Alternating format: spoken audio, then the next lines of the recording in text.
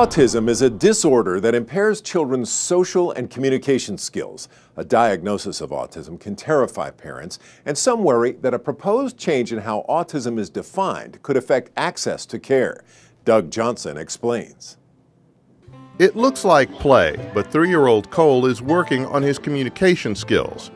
His mom, an area dentist, says she noticed a problem with him while he was still a baby. That was kind of my first time language delay. I guess he was about 20 months and I started calling his name. He responds sometimes he didn't. Cole had missed what experts call a childhood milestone, responding to his name. That led to a battery of tests and mixed feelings of fear and hope.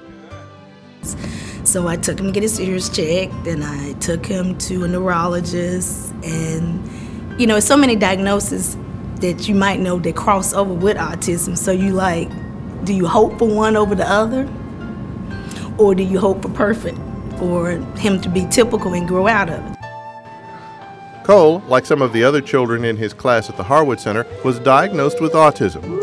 Doctors aren't sure what causes autism spectrum disorders, but say they affect how people think and learn. In children and adults with autism spectrum disorders, we see a variety of problems, usually involving socialization, communication, and certain behavior problems.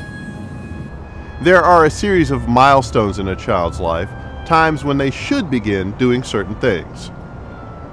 Besides not responding to their own name by the time they're a year old, other signs showing that children may be missing other notable milestones include not pointing at things they're interested in by 14 months, avoiding eye contact and wanting to be alone, delays in talking, getting upset by minor changes, or having obsessive interests. Dr. Whitaker says once autism or another developmental disability is identified as a problem, it's important that parents act quickly. The next steps usually start with some sort of program or educational plan to provide the child with very early, individualized, intensive behavioral and educational interventions. We know these really work to help the child and the family with autism. Since 1957, the Harwood Center has been working with children with developmental disabilities like autism. Once a child has a developmental diagnosis from a pediatrician, psychologist, neurologist, or other specialist, the Harwood staff then performs an individual assessment. That's used to determine goals, objectives, and to identify other resources needed to help a child learn despite a disability. Harwood Center services children between 18 months and 5 years of age who have some type of developmental disability or significant developmental delay. 1/3 of the children we serve have a diagnosis of autism. Each teacher at Harwood has a master's degree in specialized training in early intervention and early childhood services. And there are 2 trained teaching assistants in every classroom. So, the best thing that I could have gotten was the neurologist referred me to Harwood. And from Harwood, it opened a lot of doors with the interaction, one-on-one teachers. The maximum classroom size is 8, but often there are as few as 6 children in a class. We also meet with parents every day. Every day a parent gets a progress report. Once a month, they get a summary of their child's progress.